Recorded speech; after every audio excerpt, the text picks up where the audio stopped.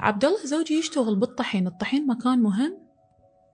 يعني ليش هم يريدون يطلعوني من طوري إلى أن يرتاحون؟ أصور لكم إياه، يلا ارتاحيتوا، ها هي.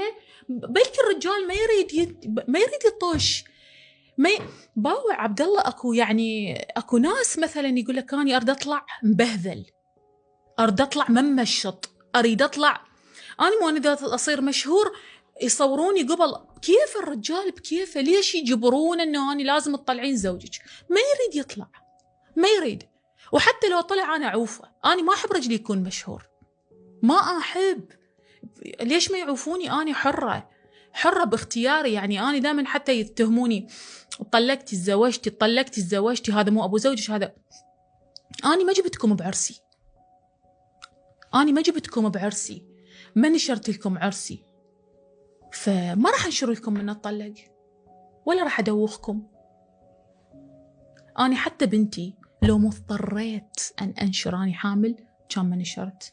أنا وحدة بيم الدكتورة صورتني واني حامل، ابتزتني، قالت لي ترى راح واني يم السكرتيرة يعني برا باللوبي، صورتني قالت لي راح أدز صورك للبيجات.